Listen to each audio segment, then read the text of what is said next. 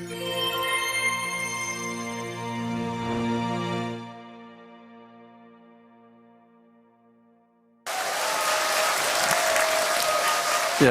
반갑습니다. 사실 오늘 이렇게 로얄 클럽 쭉 올라오는 모습을 보니까 참 저도 새삼스럽습니다. 지금 로얄 클럽은 연봉이 2억이 넘어야 들어갈 수 있는 클럽이거든요. 그래서 2억에서 지금 한 6억 정도 이렇게 되시는 분들이 모여 있는 이런 자리인데, 많은 분들이 올라왔는데 제가 얼굴이 잘 익지 않은 분들이 있는 거예요. 그래서 회사 초창기에 이런 얘기를 한 적이 있거든요. 아마 나중에 회사가 좀 커지고 많은 리더들이 생기고 하면은 고속도로 휴게소 같은 데서 어떤 분이 저한테 인사를 하는데 제가 잘 몰라보는 경우가 생길 거다. 그러면은 그분이 저 회장님 저 로얄 클럽입니다. 그럼 그러세요. 그러고 아마 이렇게 인사하는 일이 있을 거라고 그런 얘기를 한 적이 있는데, 정말 그런 현상이 벌어지는 것 같아요. 지금 올라왔다가 제가요, 혹시 로얄 클럽인데도 몰라보면 너무 미안할 것 같아서 얼굴 익히를 하고 한 사람 한 사람 이렇게 이제 열심히 이렇게 쳐다봤습니다. 어떻든 지금 이렇게 애터미 안에서 돈을 많이 벌고 있는 분들이 있어요. 그리고 또 여러분들에게 한 달에 5천만 원을 목표로 해서 사업을 진행을 하라고 이렇게 얘기를 하면은 무슨 말도 안 되는 얘기냐. 그리고 또 그런 것이 가당치나 하겠느냐. 나는 어떻게 보면 500만 원 버는 일도 제대로 못 해봤는데 한 달에 5천만 원씩으로 어떻게 번다는 얘기냐. 그리고 5천만 원씩을 버는 사람들을 보면은 정말 공부를 기가 막히게 잘해가지고 아주 특출난 사람이거나 아니면은 예체능이 엄청나게 뛰어난 사람이거나 아니면은 고생해서 큰 기업을 일으킨 사람이거나 하는 이런 사람들이나 가능한 거지. 나 같은 우리 같은 소민 평민 어떻게 보면 요즘 말로 흙수저 몰고 나왔는데 그런 것이 가당치나 하겠느냐 하는 이제 이런 반론을 넘어서서 반감을 갖는 그런 분들도 없지 않다고 이렇게 봅니다. 그런데 오늘 이 로얄 클럽 이렇게 쭉 내려가는 모습, 거의 200명이 이제 넘어가는 로얄 클럽이 탄생을 했는데, 로얄 클럽 오늘 오신 분들 중에서 로얄 클럽 가는데 뭐 빠른 분들은 3년 만에 가는 수도 있어요. 보통 4년 5년 정도가 걸립니다.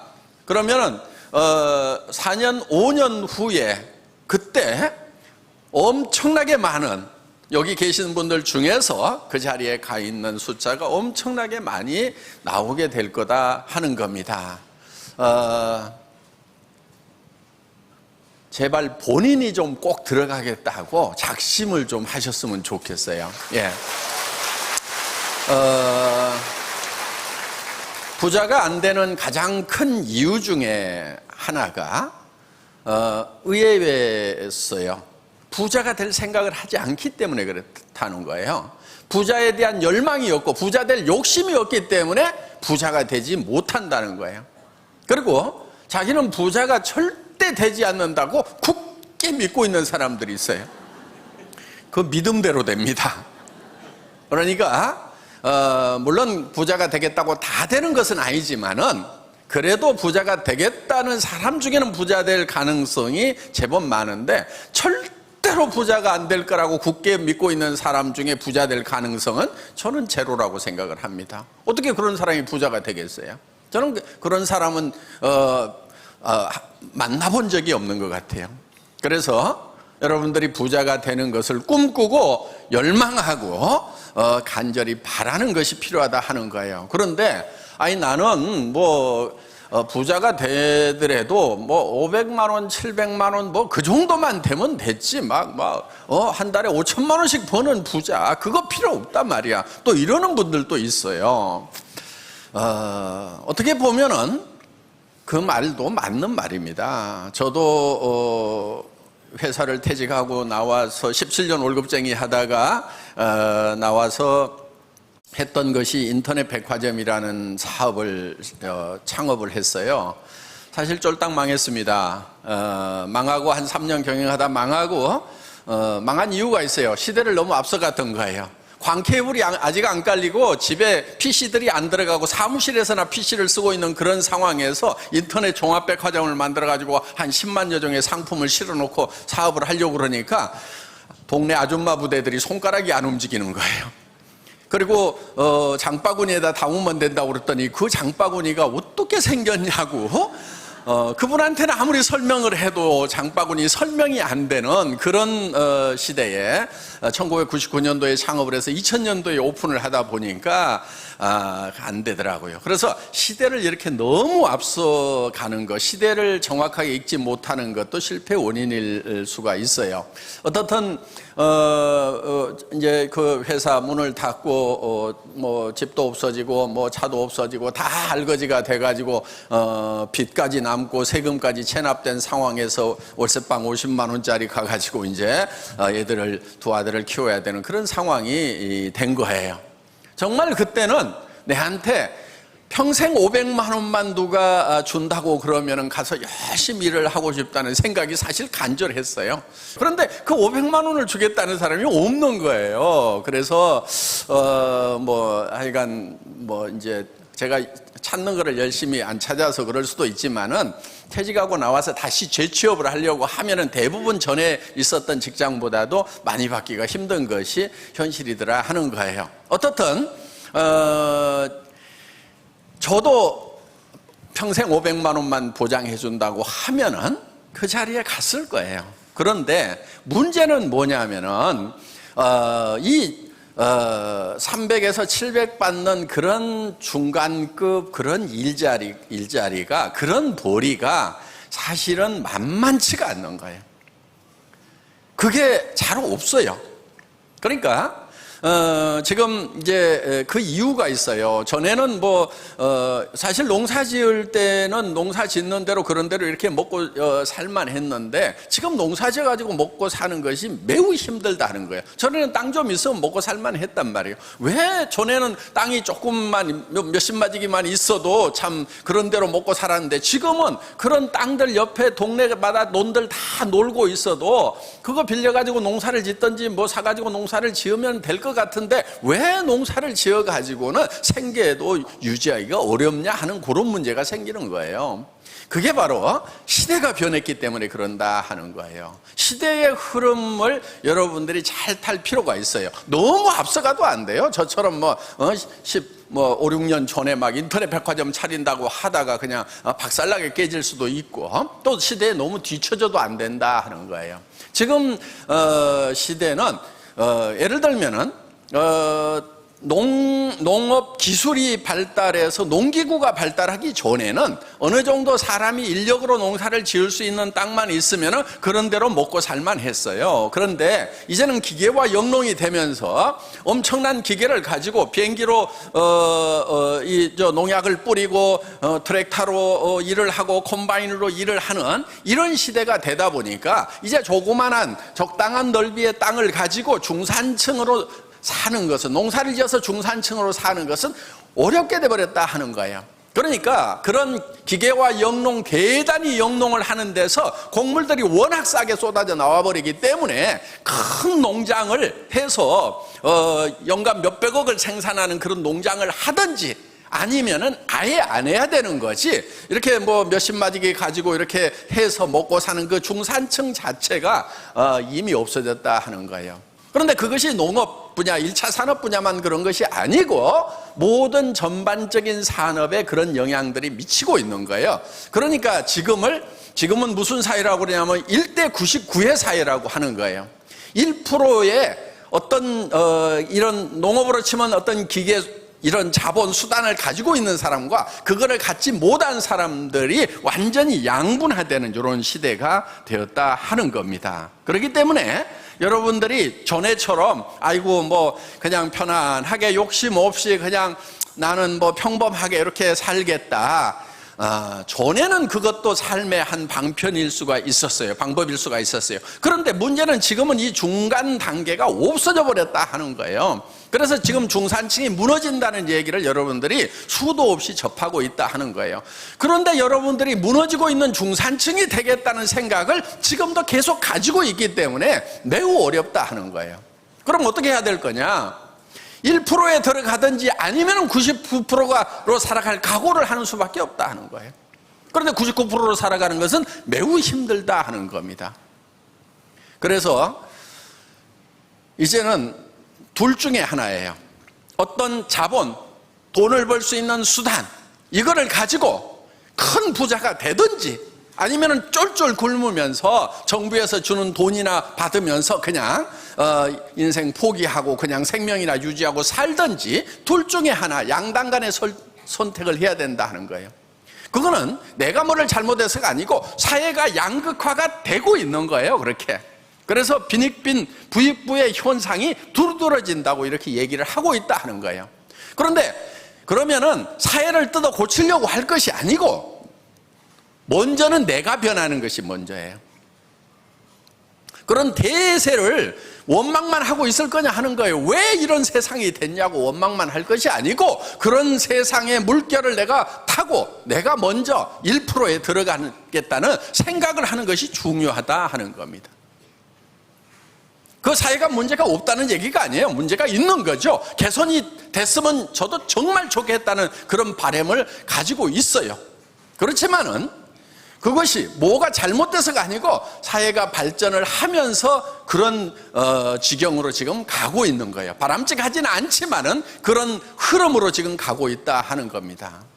그래서 노동의 소득보다는 자본소득이 월등하기 때문에 우리가 자본인 어떤 수단, 도구를 반드시 가지고 있어야 되고 그거를 갖게 되면은 엄청난 부자가 돼버리는 거예요. 그거를 갖지 못하면은 극한 가난에 빠질 수밖에 없게 된다 하는 겁니다. 그렇기 때문에 여러분들이 지금 부자가 될 생각을 해야 되는 거예요.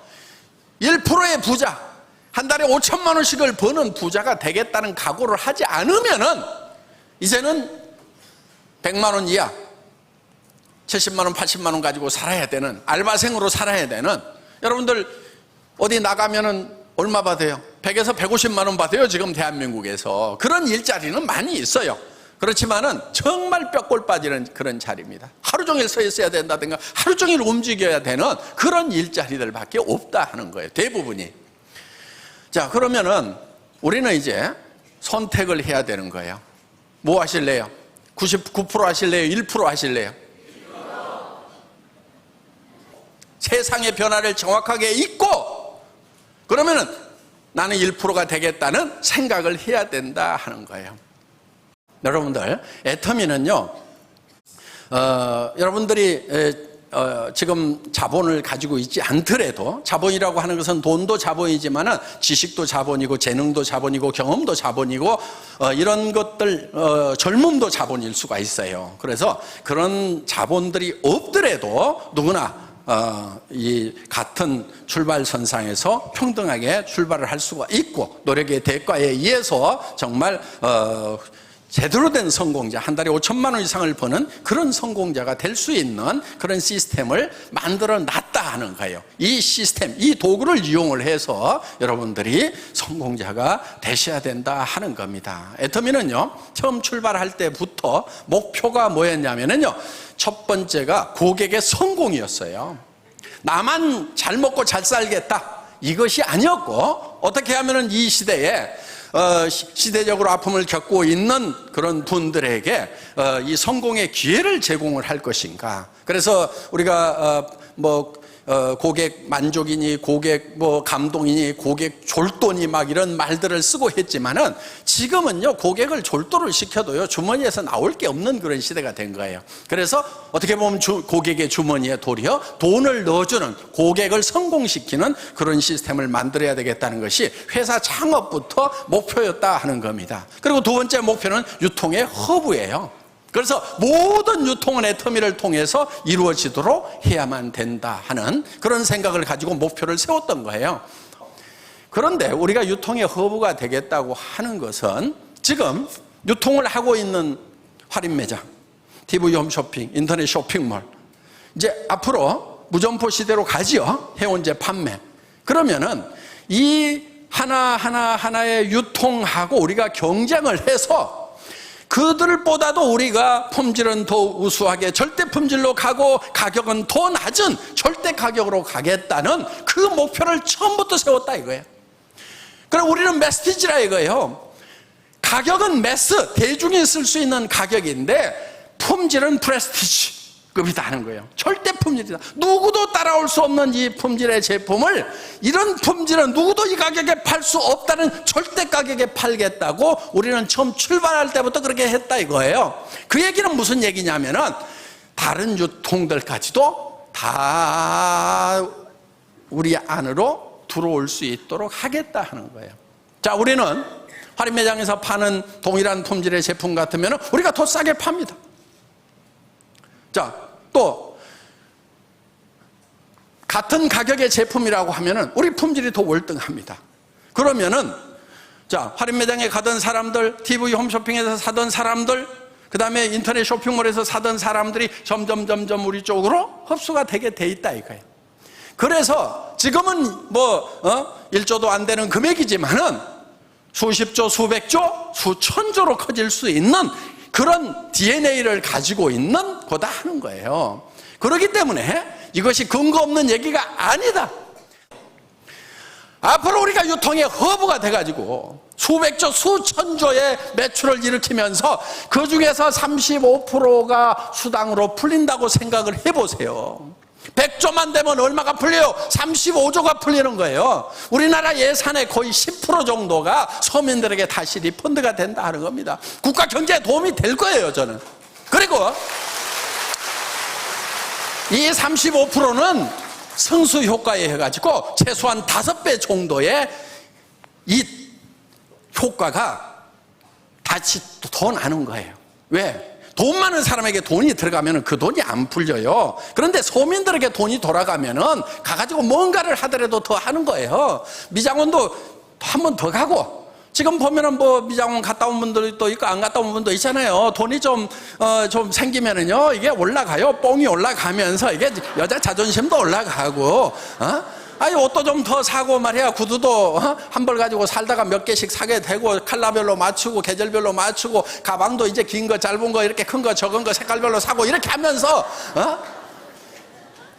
계속 청바지 하나만 가지고 사는 게 아니고, 옷도 길어졌다 짧아졌다 하고 이렇게 하면서 원피스, 투피스, 쓰리피스 가면서 그러면서 소비가 진작이 되고 공장이 돌아가고 일자리가 창출이 되는 이런 효과가 최소한 5배 정도는 나기 때문에 이 35조라고 하는 것은 실제로 5배를 하면은 어마어마한 경제 파급 효과가 있는 거예요.